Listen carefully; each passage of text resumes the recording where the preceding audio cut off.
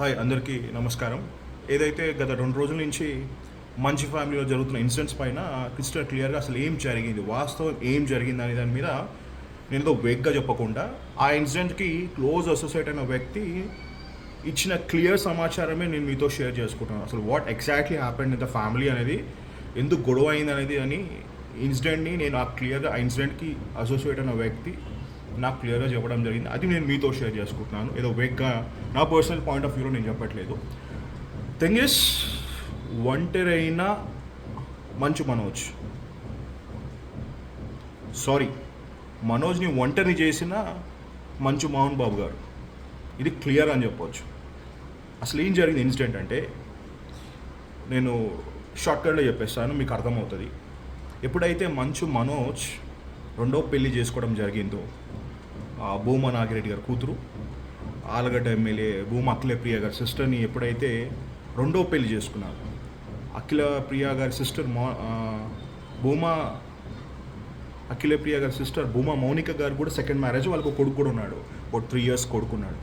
So ఆమెను ఎప్పుడైతే మన మంచు మనోజ్ సెకండ్ మ్యారేజ్, తనకు సెకండ్ మ్యారేజ్, మనోజ్కి కూడా సెకండ్ మ్యారేజ్, బాబు ఉన్నాక చేసుకోవడం జరిగింది. ఏది మంచు మనోజ్.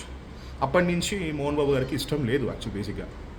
సో ఆ పెళ్ళికి కూడా అయిష్టంగా వచ్చి ఏదో బ్లెస్ చేసి పోవాలి అన్నట్టు, ఫార్మాలిటీకి మీడియాకి కనపడాలన్నట్టు వచ్చి బ్లెస్ చేసి పోవడం జరిగింది. పెళ్ళికి బ్లెస్ కన్నా అటెండ్ అవ్వడం జరిగింది. దాని తర్వాత మంచు మనోజ్ని దూరం పెట్టే ప్రాసెస్ మన మోహన్ బాబు గారు చేయడం జరిగింది. ఎక్కువ శాతం ఆస్తిలో వాటా విష్ణుబాబు గారికి, లక్ష్మీప్రసన్న గారికి కేటాయించడం జరిగింది. అప్పుడు కూడా మోహన్ బాబు గారి కొడుకు, చిన్న కొడుకైనా, సెకండ్ భార్య కొడుకు అని చెప్తే బాగుంటుంది, మనోజ్ కామ్గా ఉండడం జరిగింది. ఎవ్రీ మంత్లీ ఒక 10 lakhs సోర్స్ ఇచ్చేవాడు మోహన్ బాబు గారు కొడుక్కి, మంచు మనోజ్ గారికి. పని చేసినా చేయకపోయినా మంత్లీ ఒక 10 రెంట్స్లో ఏదో విధంగా 10 లక్షల సోర్స్ వచ్చేలాగా, రెంట్స్ వచ్చేలాగా మనోజ్కి ఇచ్చడం జరిగింది. బట్ అది కూడా 6 months నుంచి ఆ సోర్స్ని కట్ చేసినారు. మనోజ్కి 10 lakhs రాకపోవడం జరిగింది. దాని తర్వాత మెల్లమెల్లగా ఇప్పుడు ఏదైతే మంచు టౌన్, ఏదైతే ఆ శంషాబాద్ దగ్గర ఉన్న ఊరు, నాకు మర్చిపోయినాను, ఉంటున్న మంచు మనోజ్ ఏదైతే ఉంటున్న ఇల్లు, అది లక్ష్మీప్రసన్న గారికి మోహన్ బాబు గారు ఇచ్చిన. లక్ష్మీప్రసన్న గత 5-6 నెలల నుంచి తను షీ స్టేయింగ్ అట్ ముంబైలో ఉంటుంది. ఆ ఇల్లు ఖాళీ ఉండడం వల్ల మంచు మనోజ్ ఫ్యామిలీ, మంచు మనోజ్, భూమా అఖిల ప్రియ గారి సిస్టర్, తను అంటే వాళ్ళ వైఫ్, బాబు, ఇప్పుడు 7 నెలల పాప, వీళ్ళు ఉండడం జరిగింది. అది కూడా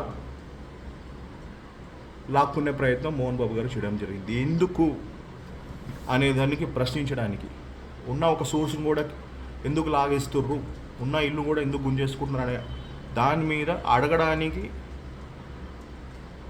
మోహన్ బాబు గారు ఇంటికి వెళ్ళడం జరిగింది.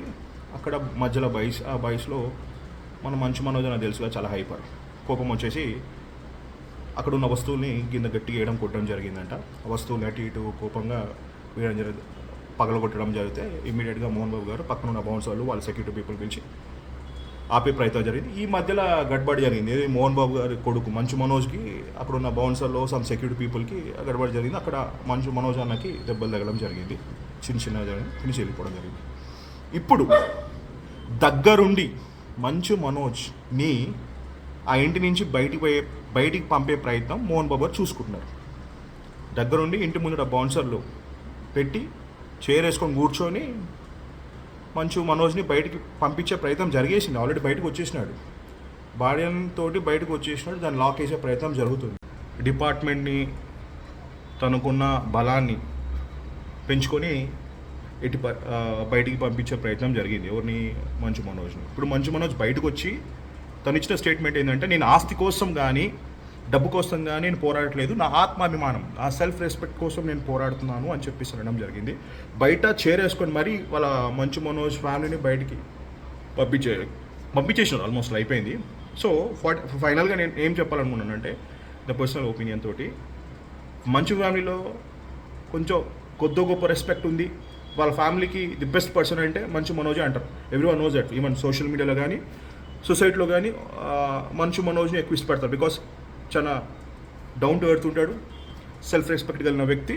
అండ్ మోర్ ఎవర్ ఎక్కువ వేగ్గా మాట్లాడు, తనని ఎక్కువ ఊహించుకోడు, ఎక్కువ పొగడాడు, వాళ్ళ ఫ్యామిలీని ఎక్కువ పొగడ్తలో ముంచాడు. జనరల్ న్యాచురల్గా ఉంటాడు. సోషల్ ఇష్యూస్ మీద ఫైట్ చేసే వ్యక్తి మన మంచు మనోజ్. సో అలాంటి వ్యక్తి తప్పు చేశాడు అంటే నేను ఎవరు నమ్మరు. 99% అన్యాయం జరిగింది, పోరాడుతున్నాడు, సెల్ఫ్ రెస్పెక్ట్ మీద పోరాడుతున్నాడు. ఇలాంటి టైంలో మంచు కన్న తండ్రి అయినా, మంచు మనోజ్ గారి తండ్రి అయినా, మోహన్ బాబు గారి సిస్టర్ కానీ, విష్ణాన్న కానీ సపోర్ట్ ఉన్నా లేకున్నా మనం సపోర్ట్ నిలుద్దాం. ఎప్పుడు ఒక మాట చెప్తుంటాడు మోహన్ బాబు గారు, నాకు 2 కళ్ళు లాంటి వ్యక్తులు మంచు విష్ణు, మంచు మనోజ్ అని. కానీ ఒక కన్నుని మంచు విష్ణు అనే, మంచు మనోజ్ అనే కన్నుని తనే పొడుచుకునడం జరిగింది. పొడుచుకోవడం కాదు, కిల్ చేసేసినాడు.